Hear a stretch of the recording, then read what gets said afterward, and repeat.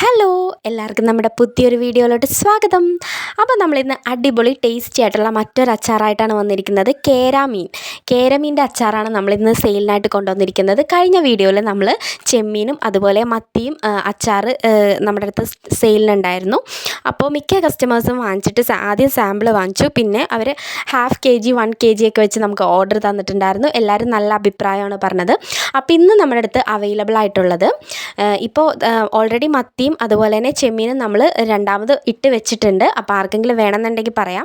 കുറച്ച് കസ്റ്റമേഴ്സിന് ഓർഡർ കൊടുക്കാനുള്ളതുകൊണ്ട് നമ്മൾ ഓൾറെഡി കുറച്ച് ബൾക്കായിട്ട് ഇട്ട് വെച്ചിട്ടുണ്ട്. അപ്പോൾ ആർക്കെങ്കിലും വേണമെന്നുണ്ടെങ്കിൽ ഓർഡർ തരാം. ചെമ്മീനും അതുപോലെ തന്നെ മത്തിയും അവൈലബിൾ ആണ്. ഇപ്പം നമുക്ക് കേരയുടെ അച്ചാറും കൂടി അവൈലബിൾ ആണ്. അപ്പോൾ നല്ല ടേസ്റ്റി ആയിട്ടുള്ള അച്ചാർ തന്നെയാണ്. അപ്പോൾ ആർക്കെങ്കിലും വേണമെന്നുണ്ടെങ്കിൽ എനിക്ക് മെസ്സേജ് അയച്ചാൽ മതി. അപ്പോൾ ഇത് നമ്മൾ മസാലകളൊക്കെ പുരട്ടി വെച്ചിരിക്കുകയാണ്. കുറച്ച് സമയം ഇങ്ങനെ മസാല പുരട്ടി വെച്ചാൽ മാത്രമേ ഈ മീറ്റിലോട്ട് എല്ലാ മസാലകളും പിടിക്കുകയുള്ളൂ. നമ്മൾ ഇതിൻ്റെ അകത്ത് ചേർത്തിരിക്കുന്ന മസാല ഉപ്പ്, മഞ്ഞൾപ്പൊടി, ഇഞ്ചി വെളുത്തുള്ളി പേസ്റ്റ്, മുളക് പൊടി, കുരുമുളക് പൊടി, വിനീഗറാണ് ചേർത്തിരിക്കുന്നത്. അതിനുശേഷം ഒരു മണിക്കൂറിന് ശേഷം നമ്മൾ നല്ലെണ്ണയിൽ ഇത് വറുത്തെടുക്കുക. അത്യാവശ്യം നല്ല രീതിയിൽ തന്നെ ഇത് ഫ്രൈ ചെയ്ത് കിട്ടണം. കാരണം ഈ ഒരു മീറ്റിൻ്റെ വെള്ളം എല്ലാം പോയി നന്നായിട്ട് ഫ്രൈ ആയിട്ട് കിട്ടണം നമുക്ക്.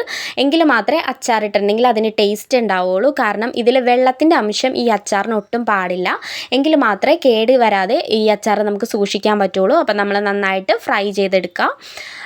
നല്ല രീതിയിൽ ഫ്രൈ ചെയ്തതിന് ശേഷം നമ്മൾ ഈ ഒരു എണ്ണയിൽ തന്നെയാണ് നമ്മൾ ഈ ഒരു അച്ചാർ ഉണ്ടാക്കിയെടുക്കുന്നത്. നമ്മൾ വേറെ പ്രിസർവേറ്റീവ്സോ കാര്യങ്ങളോ ഒന്നും ഇതിൽ ചേർക്കാത്തത് കൊണ്ട് തന്നെ നമ്മൾ നല്ലെണ്ണയിൽ തന്നെയാണ് ഈ ഒരു അച്ചാർ ഉണ്ടാക്കിയെടുക്കുന്നത്. അപ്പോൾ നന്നായിട്ട് ഫ്രൈ ചെയ്തതിന് ശേഷം ഈ ഒരു എണ്ണയിലോട്ട് തന്നെ നമ്മൾ ഇഞ്ചിയും വെളുത്തുള്ളിയും ചതച്ചതാണ് ഇട്ട് കൊടുക്കുക.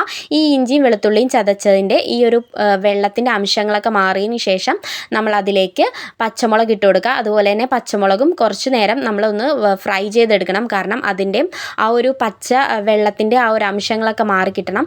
അതിലേക്ക് നമ്മൾ മഞ്ഞൾപ്പൊടി, അതുപോലെ തന്നെ മുളക് പൊടി, കാശ്മീരി മുളക് പൊടിയും അതുപോലെ തന്നെ സാദാ മുളക് പൊടിയും നമ്മൾ ചേർത്ത് കൊടുക്കുന്നുണ്ട്. എന്നിട്ട് നന്നായിട്ട് പച്ചമണം മാറുന്നത് വരെ ഒന്ന് വെയിറ്റ് ചെയ്യുക. കാരണം ആ ഒരു പച്ചമണം മാറിയതിന് ശേഷം നമ്മൾ അതിലേക്ക് കായത്തിൻ്റെ പൊടി ചേർത്ത് കൊടുക്കുക. എന്നിട്ട് നന്നായിട്ട് മിക്സ് ചെയ്യുക. കുറച്ച് സമയം മിക്സ് ചെയ്തതിന് ശേഷം ഈ ഒരു പച്ചമണമൊക്കെ മാറിക്കിട്ടും. പിന്നെ നമ്മൾ അതിലേക്ക് വിനീഗർ ഒഴിച്ചു കൊടുക്കുക. നമ്മുടെ ആവശ്യത്തിന് ഒഴിച്ചു കൊടുക്കാം. കാരണം ഇതിൽ പുളി കുറച്ച് മുൻപിൽ നിൽക്കണം.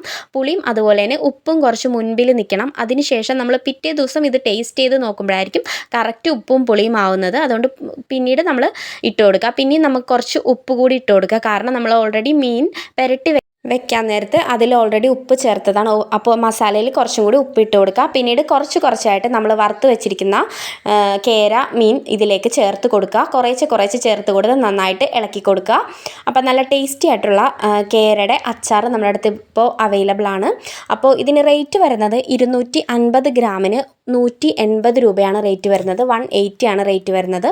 അപ്പോൾ ആർക്കെങ്കിലും വേണമെന്നുണ്ടെങ്കിൽ എനിക്ക് മെസ്സേജ് അയച്ചു തന്നാൽ മതി. നമ്പർ ഞാൻ കൊടുത്തേക്കാം. നല്ല ടേസ്റ്റി ആയിട്ടുള്ള അച്ചാറാണ്.